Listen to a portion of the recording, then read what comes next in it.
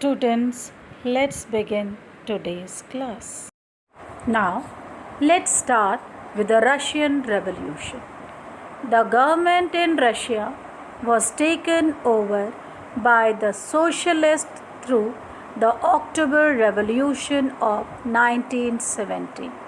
The fall of monarchy in February 1917 in Russia and the events of the October Revolution are normally called as Russian Revolution. In 1914, Tsar Nicholas II ruled Russia and its empire. Beside the territory around Moscow, the Russian Empire included present-day Finland, Latvia, Lithuania, Estonia, part of Poland, Ukraine, and Belarus. The empire stretched to the Pacific, comprising of Central Asian states and present-day Georgia, Armenia, and Azerbaijan. The major religion of Russia was Russian Orthodox Christianity, which grew out of Greek Orthodox Church. The empire also included Catholics, Protestants, Muslims, and Buddhists. It means all the people who were following different religions were there in Russia. Now, let's see about the economy and society. At the beginning of the 20th century, 85% of the Russian population were agriculturalists. It means maximum people were doing agriculture as their main occupation. Russia was a major exporter of grain. Russian cultivators produced for the market and for their own needs. It means for self-consumption as well as for the market. In Russia, prominent industrial areas were St. Petersburg and Moscow. Craftsmen undertook much of the production, but large factories existed alongside craft workshops. In 1890s, many factories started due to the expansion of the railway network, and there was an increase in foreign investment in industries because these industries were giving them huge profit as well as providing jobs. As a result, coal production doubled and iron and steel output increased 4 times. Most industries were privately owned. It means they were in the hands of private owners. Government supervised large factories to ensure minimum wages and limited hours of work. It means the wages should be provided to the workers as well as there should be some limited working hours. In craft units and small workshops, the working hours were sometimes 15 hours compared with 10 to 12 hours in factories. Workers were divided as social groups or by skills. Some connected to village and some settled permanently in cities as and when they got the kind of work to do. Metal workers were skilled workers, so they considered themselves as aristocrats. Women made up of 31% of the factory labor force by 1940, but they were paid less than men for the same work done by them. Workers were sometimes united to participate in strikes to get their rights as well as to get equal pay for equal work. In the countryside, peasants cultivated most of the land. The nobility, the crown, and the Orthodox Church owned large properties. Here, peasants were divided on religious basis and they had no respect for the nobility. Nobles got their power through their services to the Tsar, not through local popularity. In France, during the French Revolution, the peasants respected nobles and fought for them. But in Russia, peasants wanted the land of the nobles to be given to them and had no respect. They refused to pay rents and even murdered landlords. In 1902, this occurred in a large scale in South Russia, but later in 1905, such incidences spread all over Russia. Russian peasants were different from other European peasants. They pooled their land together periodically and their commune divided the land according to the needs of the peasants' families. It means if the family was small, they used to get a small amount of land, and if the family was large, the land was large in size so that it can fulfill the needs of the family. All political parties were illegal in Russia before 1914. The Russian Social Democratic Workers' Party was founded in 1898 by socialists who respected Marx's idea. Due to government policies, it had to operate as an illegal organization. It started a newspaper, mobilized workers, and organized strikes.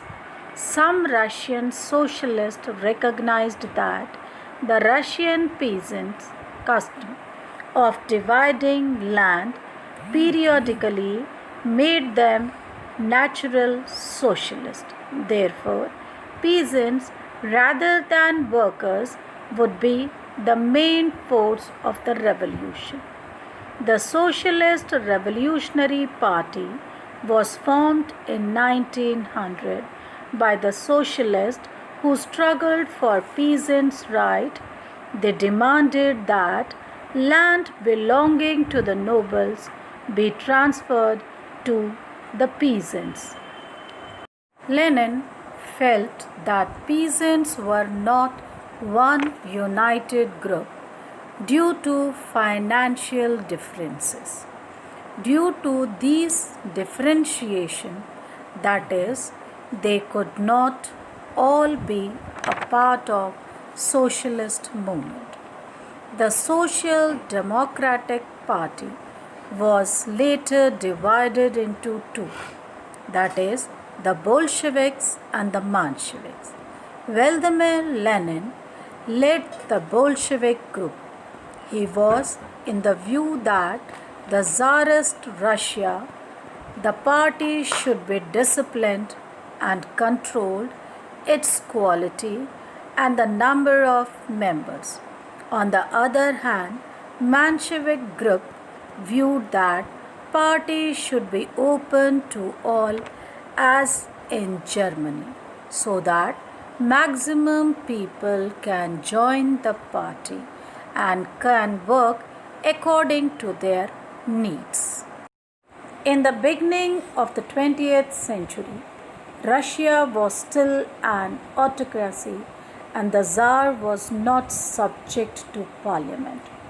During the Revolution of 1905, Social Democrats and the Socialist Revolutionary worked with the peasants and the workers to demand a constitution.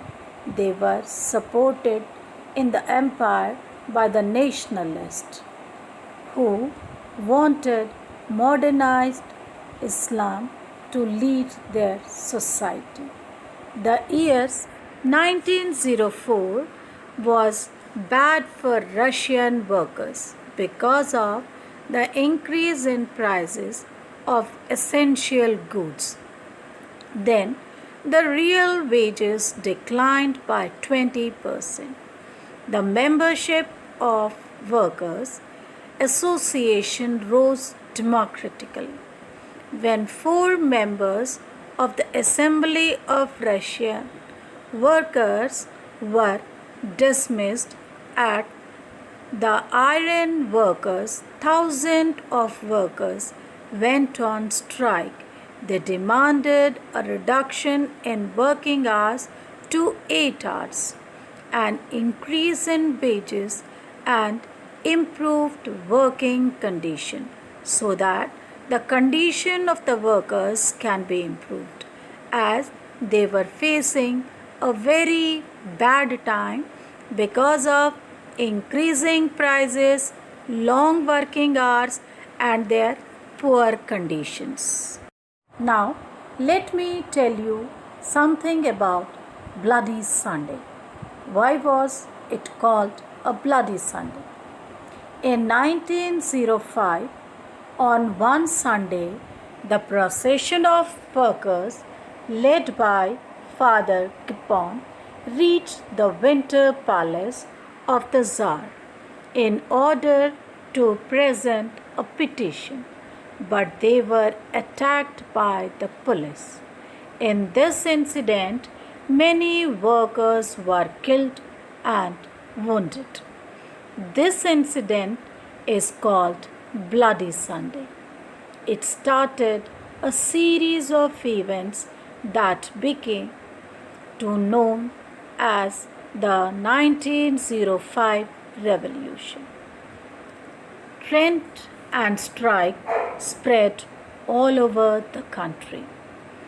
Universities were closed down when student bodies staged walked out complaining about the lack of civil liberties.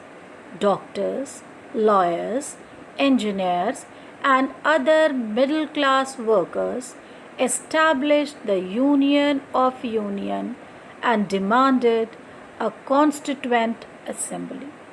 During the 1905 revolution, the Tsar allowed the creation of an elected constitutive parliament or Duma. A large number of trade unions and factory committees made up of factory workers also existed for short time. Severe restrictions were placed on the political activities.